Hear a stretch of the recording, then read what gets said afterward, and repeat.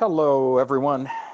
Welcome to another in our series of Rallyware webinars. I hope wherever we find you today that you are safe and healthy during these strange and turbulent times. So as we begin today, I want to sort of talk a little bit about the logistics. We will go through a presentation today. During that time, we may be soliciting your feedback, questions, comments, input, that type of thing. So if you'd go ahead and enter them into the questions area, I would appreciate that because we will address those at the end. And then as we go along and discuss some of the findings, the content, as questions come to mind, please enter those immediately, and we will get to as many of those as we can at the end of the presentation. And if we don't get to your question, I promise you we will follow up individually with you and get you the information that you're looking for. So that's where we're headed today. I appreciate you being with us.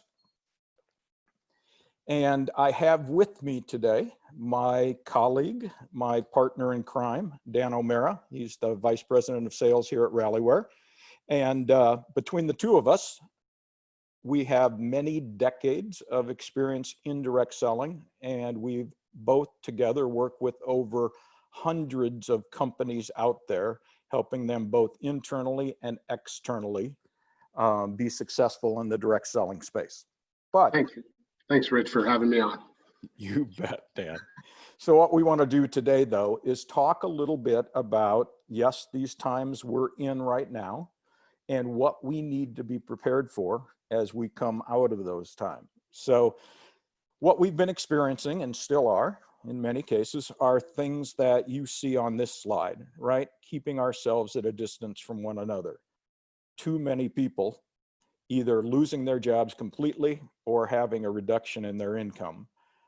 Not many of us want to go into those stores, those businesses, those retail establishments. We're all surviving online virtually with one another, Zoom meetings, Zoom parties, Zoom family get-togethers, if you will. And another thing now is, as we look at this virus, right? Many of our health and wellness companies have to worry about people making those claims on what their product can or cannot do in light of that. And then this last bullet point we added here, just everything that's going on, right? With every news show you see is talking about the numbers, the deaths, the effect, trying to forecast when we'll come out of that. So what does that mean for us in direct selling? If you think about it, a lot of these aspects really are what we're set up to address, right? We are the established work from home industry. Our distributors, they've always been out there distributed, right? They've been remote, they've been working that way, so they are used to doing that. Even our supply chains are built for the peaks and valleys of not knowing what's coming. Even as we climb out of this first wave, will we go into a second wave? So I know many of our customers, many of the companies we're talking to today, they're seeing all kinds of new and reactivated distributors and consultants out there, all kinds of new customers coming on board because of where we're sitting at today. So how can we keep those customers? How can we keep those distributors? Well, we all know we're in uncharted waters, not only in this country, but around the world. So as we continue to look at the data of our clients and their businesses, that's what we want to share with you today. What have they been doing? What has made them successful during this time? And what are they going to try to continue to do even as we come out of this COVID-19 environment? So as we set the stage for that, I'm going to turn the mic over to Dan at this point, just so he can start sharing what are we going to focus on today so that you can take something with you and actually use it and implement it after our webinar today. Thanks, Rich. So really, as we see here, the rules of engaging distributors and customers alike have really changed. Our initiative today to help cut through the noise and help make sure that the activities that are being done are the right activities really need to be activity and KPI driven. In a lot of cases, we want to make sure that there's going to be a solid end result for the field when they are engaging with any one of our initiatives, and go from there. So go to the next slide, Rich. Thanks. So what we want to do is put together a couple of samples of what those activities and KPIs really could look like for your organization, and some of what they look like for our customers. And the thought process here really is start to challenge ourselves. Traditionally, we've always had the sales, recruiting, and retention type of KPIs. But now that we're starting to really bring together data and technologies evolving, we can involve our activities and our KPIs as well. So here's just some examples. So, basic activities, maybe learning activities, learning a new product, onboarding, taking somebody through a learning process of understanding who the company is, what our value proposition our products are, things along those lines.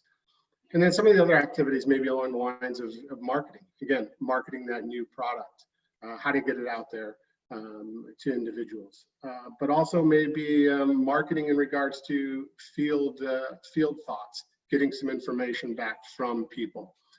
Also, activities that we can relate to our KPIs are team management. How are our leaders best supporting our new recruits? How can we oversee that? Can we help them through that process? And again, how can we measure that activity at that very granular level?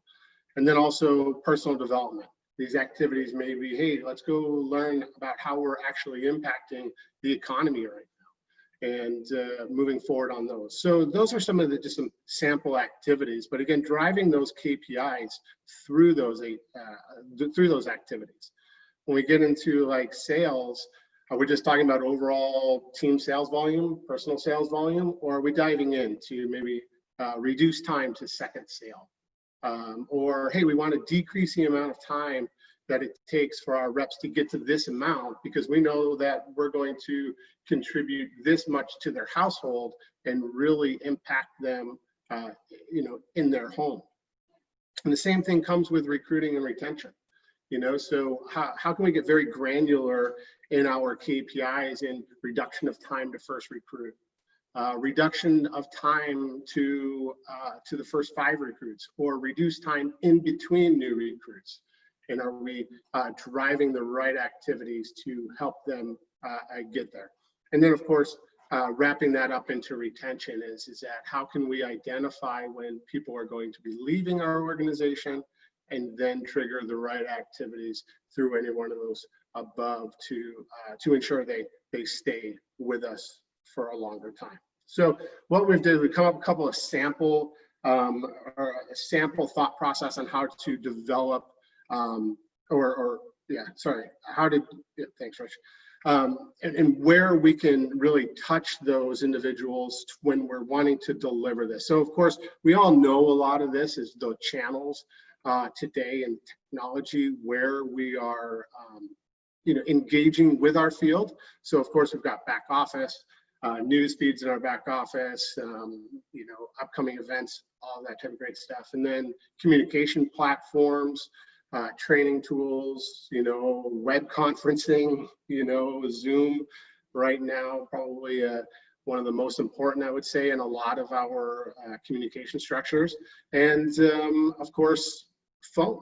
As we were sitting down, it was kind of amusing as we were sitting down, going over these channels, just the telephone, just the basic calling up somebody and just talking to them. So, it's kind of one of those ones that you sometimes you overlook. And then, of course, other technologies and stuff as well. So thinking about those activities, those KPIs, how do we engage them in those channels?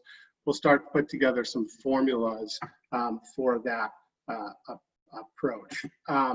And I'm sorry, excuse me, we're going to start segmenting where we are going to put those individuals. So for example, when we start thinking about these activities and those KPIs, again, they can't be overarching through the whole organization, because it won't allow us to really identify and really help engage the right people. So we need to start thinking about how to segment our field.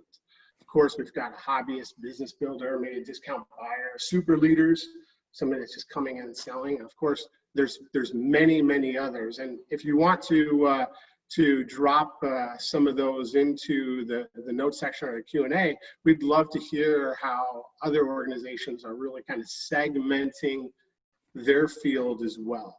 So again, when we have those segmentations and we have KPIs and activities driven just for those segmentations, then we can monitor, we can increase, we can do a lot of great things to make sure that those segments of our field really are feeling like they're a part of the organization as a whole.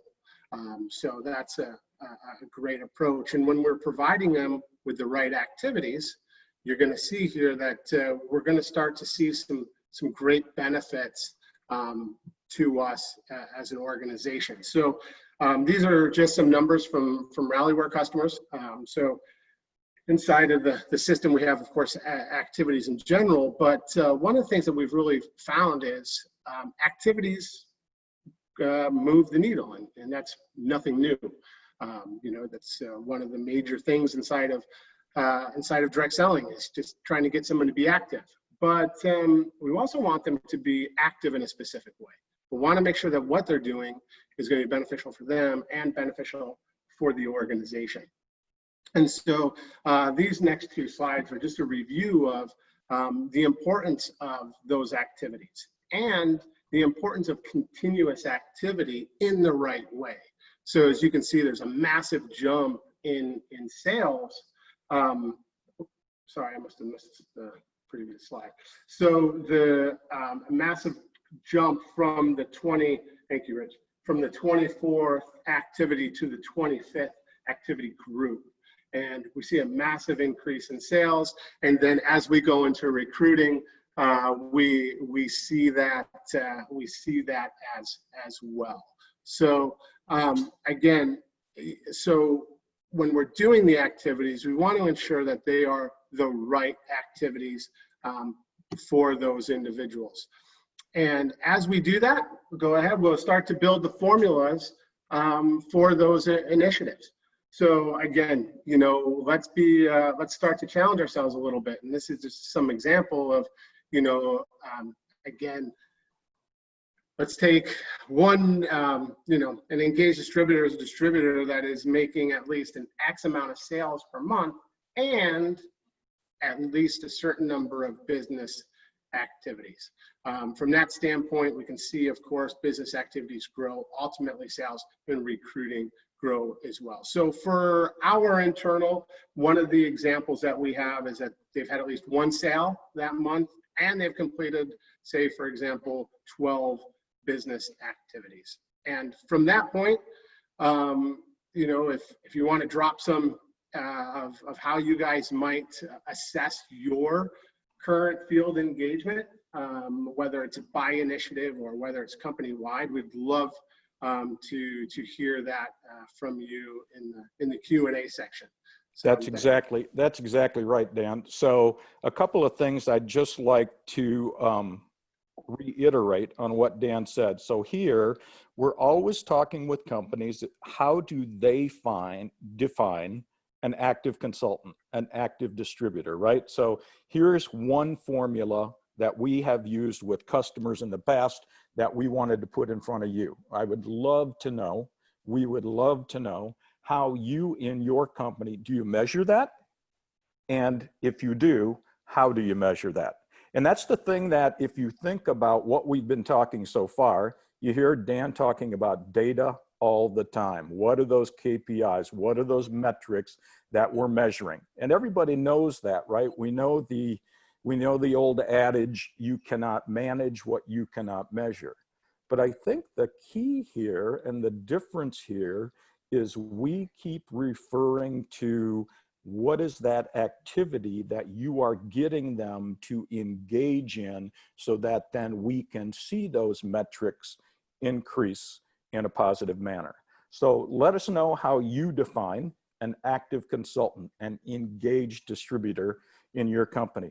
Also, referring to a couple of Dan's earlier slides, let us know, we defined a couple channels of how you might be able to touch that field: back office, Zoom meetings, a phone. Dan was joking about what are some other ways that you engage with your field. But then even more, what's that segmentation? How do you segment? How do you address different groups, right? The group in their first 90 days or their fast start program, and how you deal with them, as opposed to somebody who wants to promote to director, as opposed to somebody who's been in the business 20 plus years, that kind of way. So please share your thoughts there as we go through this, because Dan is talking about, Dan, go ahead and talk about that data-driven culture. Talk about, those integrated systems and how we have seen our customers implement something, take a look at that data, and then they tweak that, they make changes to it so that they can enhance that performance across all segments of their field. Absolutely. Thanks, Rich.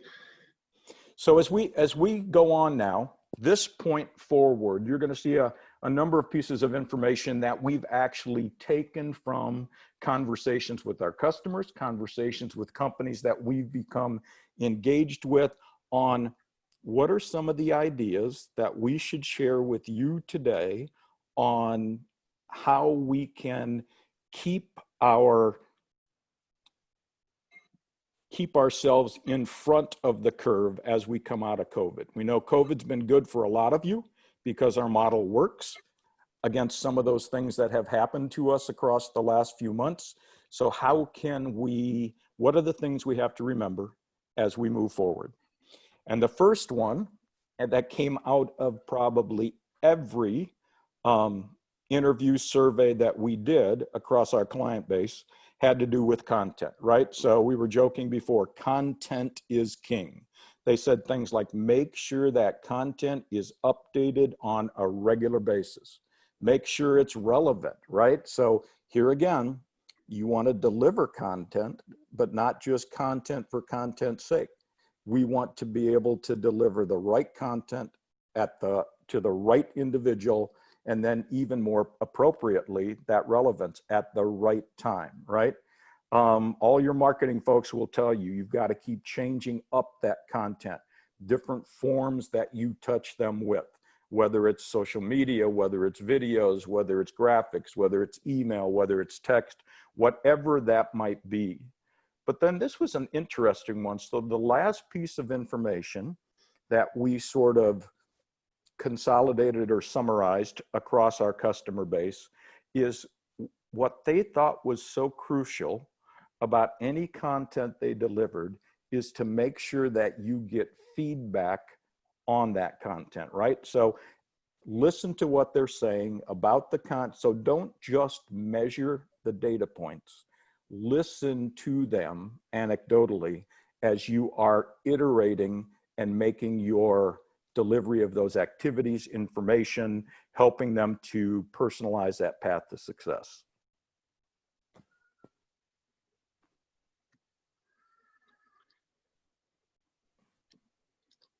So when we come into this idea of smart segmentation, and again, this is one of the things that our clients have really have taken advantage of, and our ability here was to and to really help them identify who those segments are. So in this case, smart segmentation communities need to be formed based on a common interest. So making that, going back to Rich's statement about relevant content, are we able to segment those groups, deliver the content that maybe is based off a specific interest, like why did I even join the company in the first place? I'm only interested in the product, or hey, I want to impact our household income and pay for a car payment. So again, we want to be able to segment that audience and deliver that right content to them. And another one of the things that our customer said is that every distributor category needs to be taken into account when developing that content, so that uplines are not bored that there's only onboarding content available.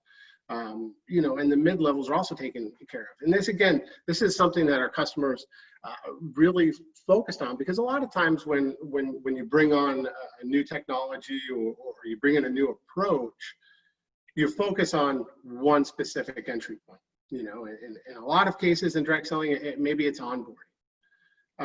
But again, we want to make sure that everyone's getting benefit from that. So sure, you may want to start with onboarding, but then, you know, how can you evolve that to make sure that all segments of your field are involved together? So again, you know, that segmentation is important. And another thing that you know, that came up in the survey, which is pretty interesting, was gamification. So as we all know probably by now, gamification for gamification's sake is not the right approach. So, you know, you can see here that there was a lot of conversation around that. And one of them was, there's no one size fit all gamification approach. You know, it needs to be able to be, again, segmented or deliver that gamification element. Maybe it's just a 2-week initiative. Maybe it's a long-term initiative, but it has to be flexible enough to play with that user to keep them engaged. Again, you know, if you're relying on gamification only to bring people back into the system, that's really kind of the wrong approach overall. And the other thing is that when you start talking about gamification, you know, leaderboards fall in there. And there's a lot of mixed feelings about leaderboards.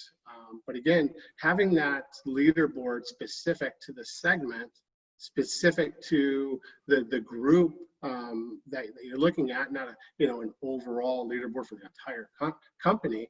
You know, if you're very specific about it, and at the same time, it drives a specific result.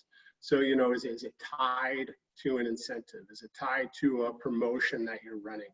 Are we giving out some sort of recognition or prizes based off that leaderboard? So again, these things that you know, throughout the survey that they're really driving home is that gamification specific for the person that's involved in those activities? So again, it allows for us to have a very powerful element to that. And one of the other things that came back from our customers was this kind of a takeoff here of some of the previous slides was leader support.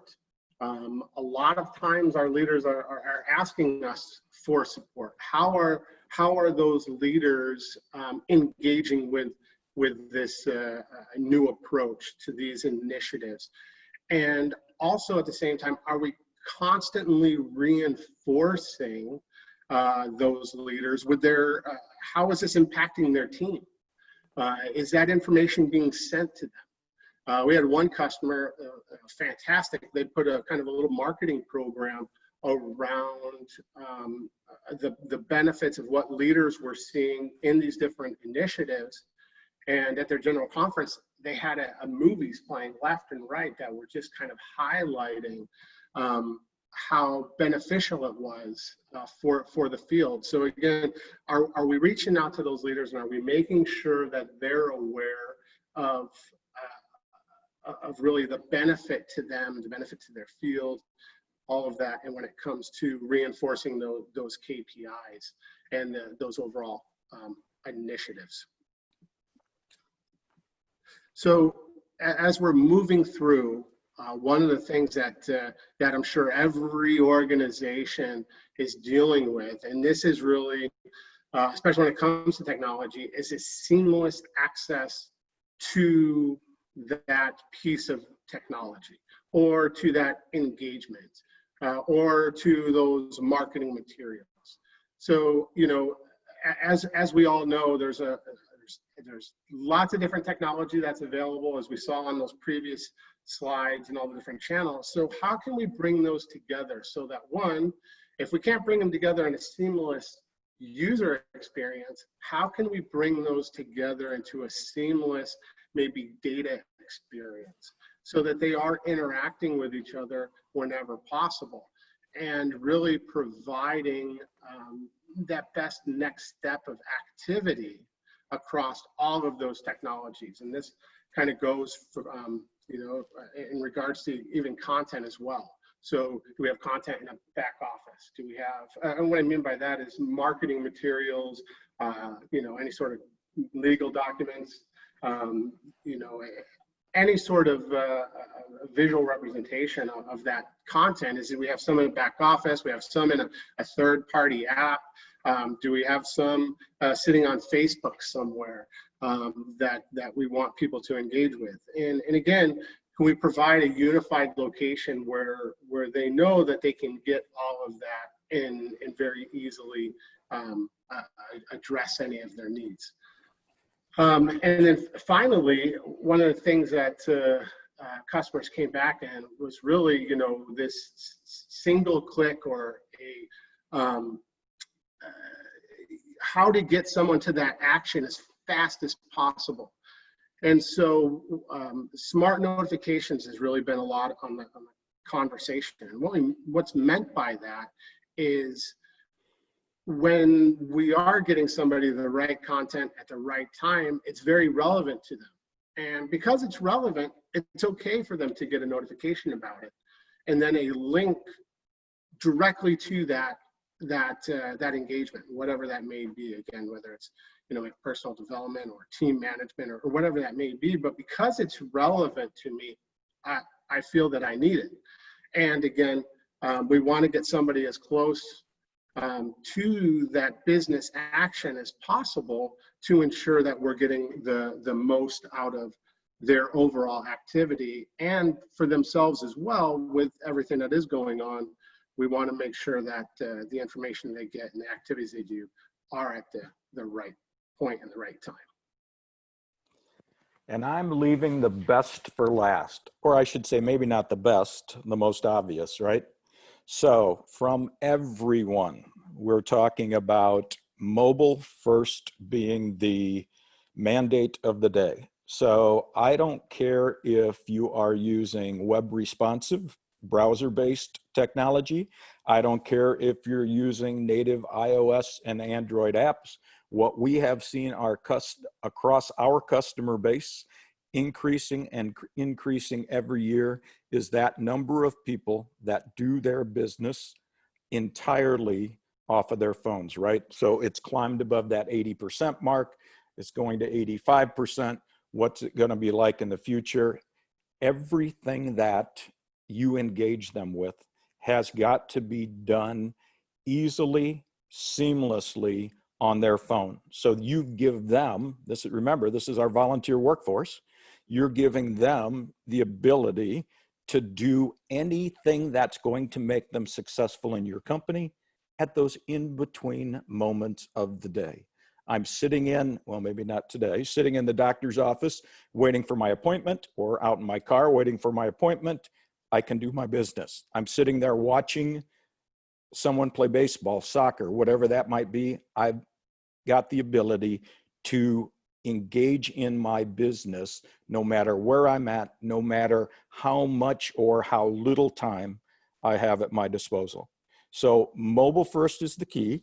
And there are some great conversations that we've had with clients, with prospects. You get people coming to you saying, we need an app. Why do you need that app? And there are reasons for that. Don't get me wrong.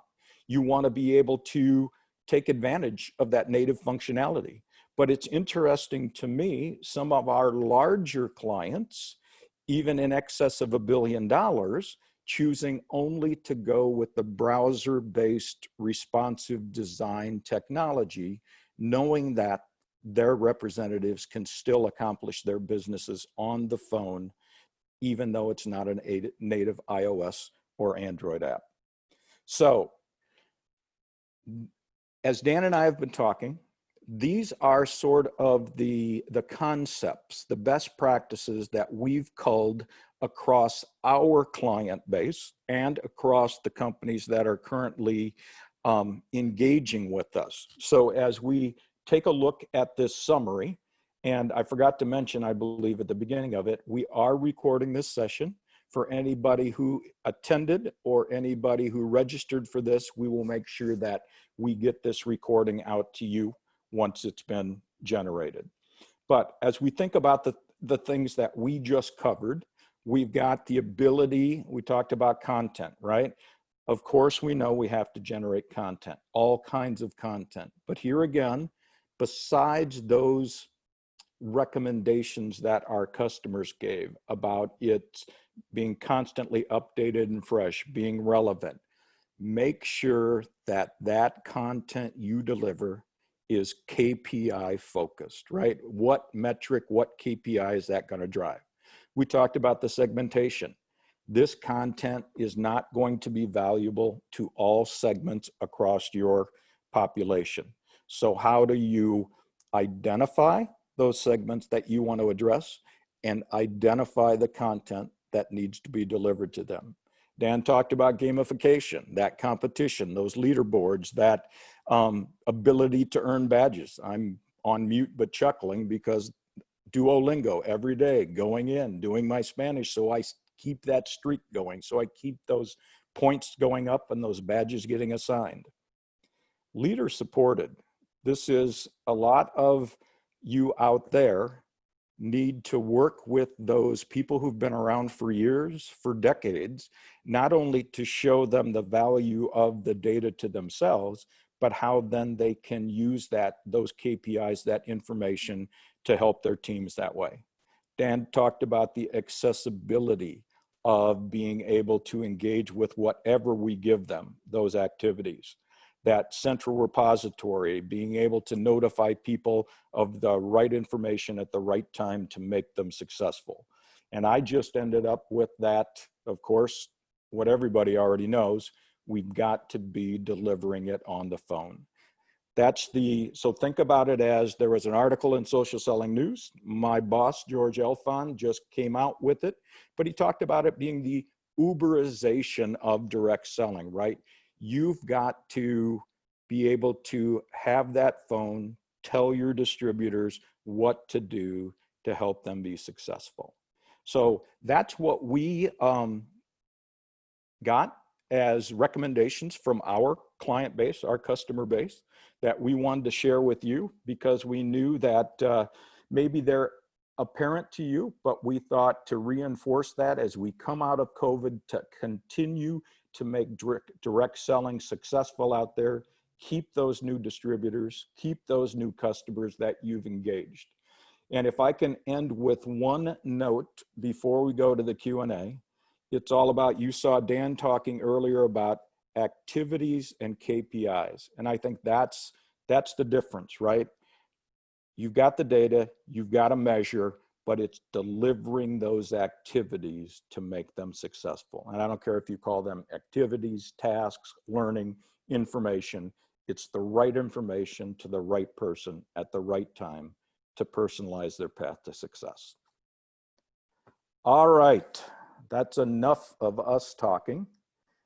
Let's go ahead and see what we've got for Q&A so far. Oh, we've got some good things going on here. Oh, Dan, one of the first questions is, what's a super leader? I think you were the one who added that from on the slides there. Yeah, absolutely. You know, it's fun is that, you know, every company is going to have different titles for different people inside of their organization. So in this particular case, we kind of came up with this term, super leader.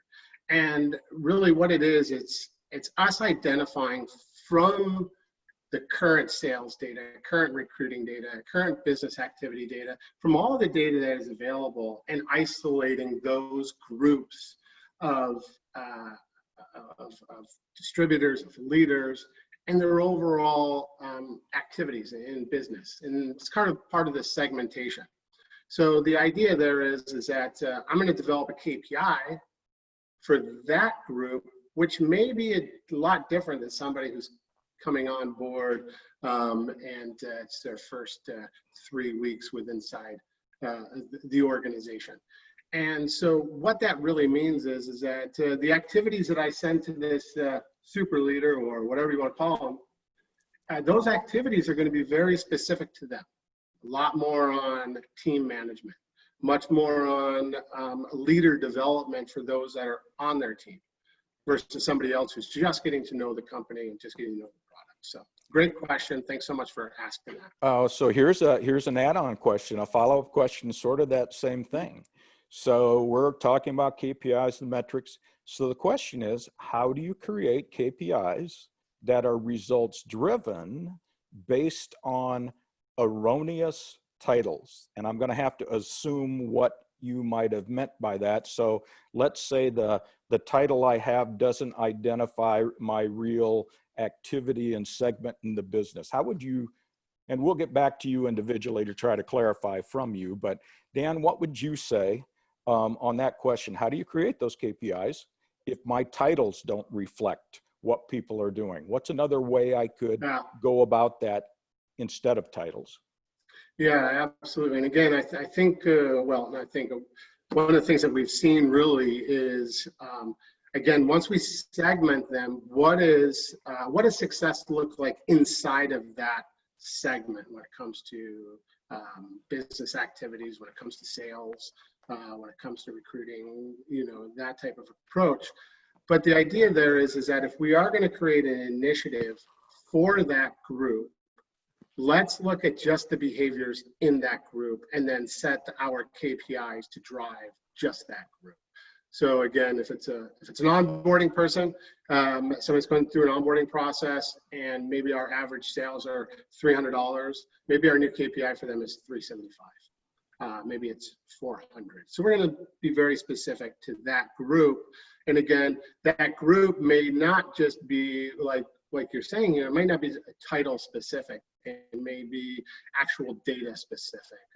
What are their team sales volumes? What are their own personal activities? And again, this is where vendors really kind of need to come together and start sharing data with each other and bringing a single source of truth and a single source of kind of a view into the overall consultant distributor activity across the board. So that response just identified a couple different ways to segment your population. So you could say anybody who has sold this month between $251 and $500, between 501 and 750. So here again, you are segmenting your population in different ways for different reasons. So now one of the questions that just came up is, have you seen COVID-19 impacting distributor engagement levels? So we have actually been charting that a lot, at least across our US companies. And I think in a prior webinar, we shared numbers like we've seen 160% plus more activity. We've seen 22% plus more content creation. And then even from a productivity, how does that turn into sales? Just because I'm doing activities, what does that equate to? And there was a greater than 10% increase in sales that way. But just anecdotally, talking to some of our leaders within our companies and even companies that we've been talking to, they're sort of chuckling in the home office now. So they have given the independent sales force all these tools over all the years, but now once COVID's hit, all of a sudden they're discovering these tools, or they're having to be re-educated that these tools actually exist out there for their use. So it's interesting to see, yes, a lot of you have given them things or platforms in the past to make them more effective. They might not have thought they were that important until they get backed into a corner by COVID-19. So Dan, I'm going to give you the last question we've got here. And it says, since you mentioned data integration, which data sources do you see as most important in driving consultant engagement? Thanks, Rich. It's good. It's a very good question. So I appreciate whoever sent that in. and a lot of it, I think, is going to boil down to what are we ultimately looking to drive? And so in this particular case, if we're saying which data sources are most important to connect with, I would say, first of all, one, of course, is regular back office data, and relate that to the compensation program, and trigger those initiatives or activities to help somebody just navigate a compensation program, and to really kind of help them move through that process. And so I would say start there. The next place that I would start is e-commerce or the internal ordering system that right now, because as some of the data showed from last time, we saw like a 200% increase in online sales. So again, with a 10% increase in sales and 200% increase in online, of course, more people are moving to purchasing online. So that's a wealth of information there that we can start tapping into, and start really kind of focus our initiatives on customer care, and ensuring that we're there at the right time for reorders if it's a consumable product. But again, I would say those are the two great places to start, and then of course you can always move on from there. Yeah, I appreciate that. As indirect selling, we've got those back office providers who are your partners in technology first and foremost, with getting you that information, and then helping you act upon that information also. So that's the end of our questions today. I appreciate those of you who took the time to enter those questions, and we'll get back to you personally with some of that information. I would like to thank all of you for your time today. Dan, I appreciate your years of knowledge in the industry, working with Rallyware, working across hundreds of clients. Thanks for being with us today. And typically, I know we only do webinars every so often, every month, every 3 to 5 weeks, that kind of thing. We actually have one coming up soon. All of you will be notified about it. And I wanted to mention it because most of you on this call today are involved in the direct selling industry. You may know that we work both inside and outside of that industry. So the next webinar we've got coming up is focused on franchises. And even though that might not be industry specific to each and every one of you, if you think of how some of those franchisees have to deal with being successful in their business, a lot of those pieces of information might apply. And so we've got one of our partners out there who deals across that space. And I thought that might give all of you a valuable sort of third-party perspective on how we might actually apply some of those principles they're going to share to our independent sales force to make them more successful. So Dan, thanks again for your time today. Thanks everyone for attending. And we will be back to you with the recording and follow-up information on the webinar I just mentioned and any other webinars upcoming in the future. Have a great day, everybody. Be safe, be healthy.